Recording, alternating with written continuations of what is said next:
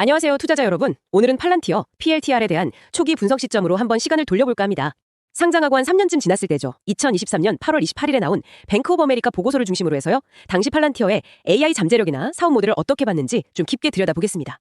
그럼 바로 첫 번째 질문 드릴게요. 그 당시 팔란티어는 AI 산업에서 어떤 사업 모델을 구축하려고 했던 건가요? 네, 그때 팔란티어를 보면 정부하고 상업시장, 이 양쪽에서 AI 플랫폼 수요가 커질 때 가장 큰 수혜를 입을 기업이다, 이렇게 봤어요. 아, 양쪽 시장 모두에서요? 네, 이미 AI 기반 소프트웨어 시장에서 꽤 자리를 잡았다고 평가했고요. 특히 강조했던 게 차별화된 엔드-투-엔드 솔루션이었어요. 엔드-투-엔드 솔루션이라면 구체적으로 어떤 걸까요? 여기서 이제 핵심 개념이 온톨로지인데요. 이게 뭐냐면 현실 세계의 되게 복잡한 관계들을 데이터로 표현하고 그걸 또 서로 연결하는 방식이라고 보시면 돼요. 약간 데이터 지도 같은 거죠. 이걸 기반으로 데이터를 쫙 통합하고 거기에 또 보안성까지 높으니까 이거 시장 선점할 수 있겠다, 이렇게 본 거죠.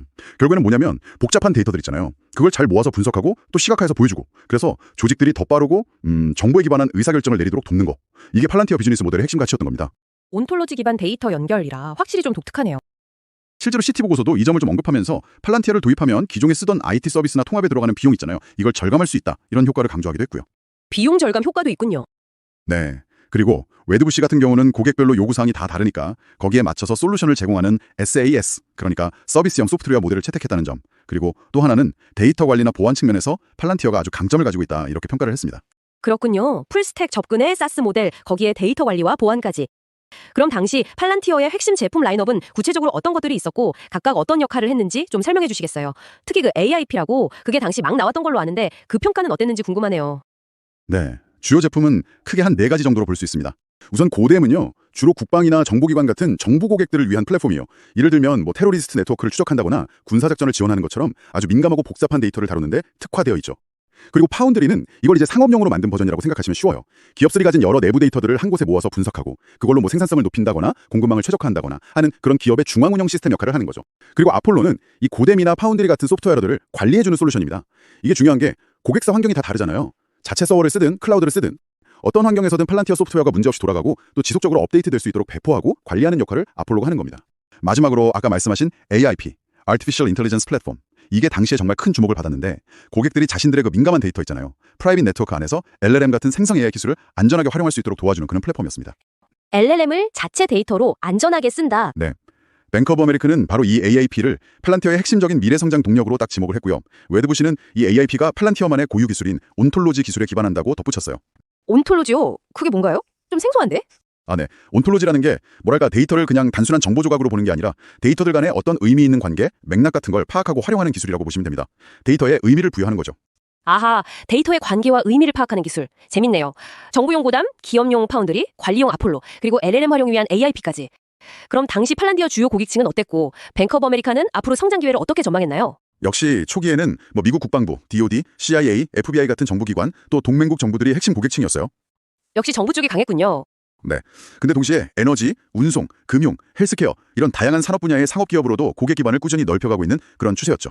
뱅크 오브 아메리카는 특히 전 세계적으로 군사나 정보 역량을 현대화하려는 움직임이 강해지는 걸 팔란티어한테는 아주 좋은 기회라고 봤어요.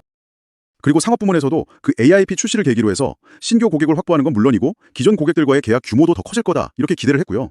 실제로 보고서에 보면 2023년 1분기에 미국 내 상업 고객 수가 전년 동기 대비 50%나 증가했다. 이런 점이 긍정적인 신호로 언급되기도 했습니다. 그리고 아까 말씀드린 AIP 있잖아요.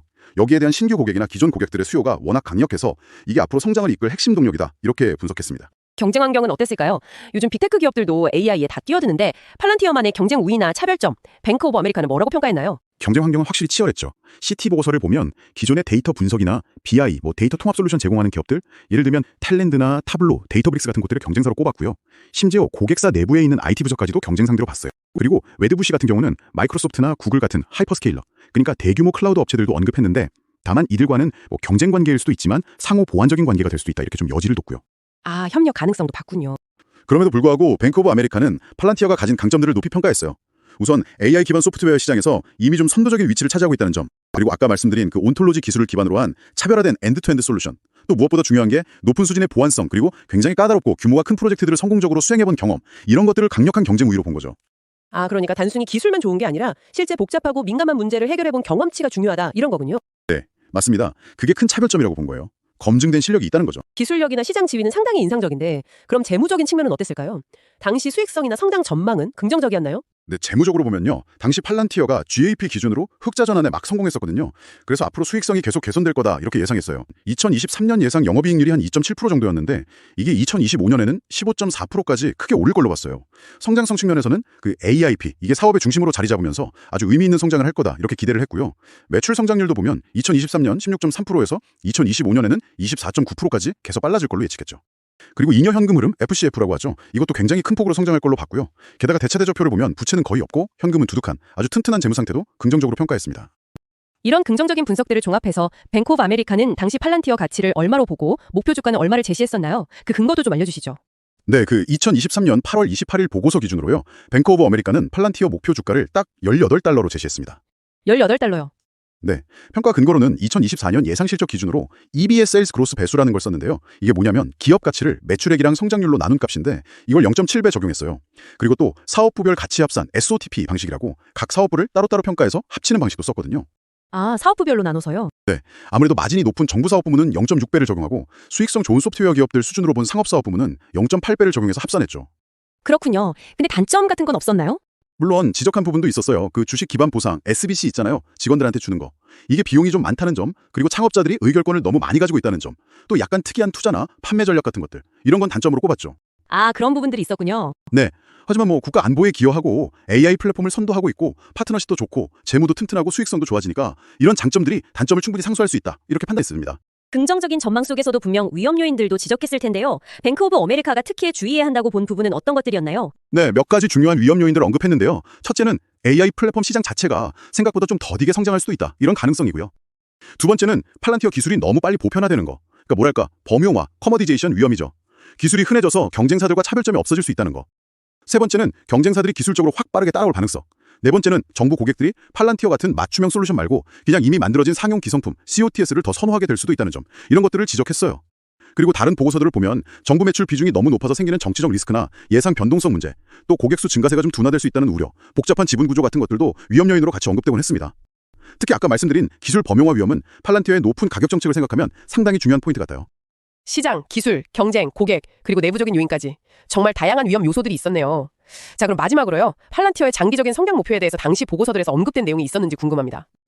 웨드부시 보고서에 따르면요. CEO인 알렉스 카프가 고객 기반을 아주 공격적으로 확대해서 궁극적으로는 시장 전체를 장악하겠다. Take the whole market. 이런 굉장히 야심찬 포부를 밝힌 적이 있다고 합니다. 뱅크 오브 아메리카 보고서에는 이렇게 뭐 명시적인 회사 목표 수치가 제시되지는 않았어요. 그렇지만 분석 내용을 쭉 보면 AI 플랫폼 시장에서의 리더십을 더 강화하고 정부와 기업의 디지털 현대화를 지원하면서 계속 성장해 나갈 거다. 이런 방향성을 아주 강하게 시사하고 있었습니다. 네, 오늘 저희는 시간에 거슬러 올라가서 2023년 8월 뱅크 오브 아메리카의 시각을 통해 팔란티어의 초기 AI 잠재력, 제품 경쟁력, 성장 기회, 그리고 당시 제시된 18달러 목표 주가와 0.7배 EVS 세일즈 그로스라는 평가 근거, 또 잠재적 위험 요인들까지 아주 상세하게 살펴봤습니다. 그렇습니다. 벌써 뭐 2년 가까이 지난 분석이니까요. 그 사이에 AI 기술이나 시장 환경은 정말 눈부시게 발전하고 또 변했죠. 맞습니다. 정말 빠르게 변하고 있죠. 오늘 살펴보니 초기 분석과 비교했을 때 투자자 여러분께서는 현재 팔란티어의 비즈니스와 또 미래 전망을 어떻게 보고 계신가요? 이 급변하는 환경 속에서 각자의 관점으로 현재 가치를 한번 판단해 보시는 것도 의미 있는 시간이 될 것 같습니다. 오늘 내용과 더불어서 더 자세한 분석이나 최신 정보가 궁금하시다면 저희 유튜브 채널과 블로그를 구독해 주시면 감사하겠습니다. 오늘 함께해 주셔서 감사합니다.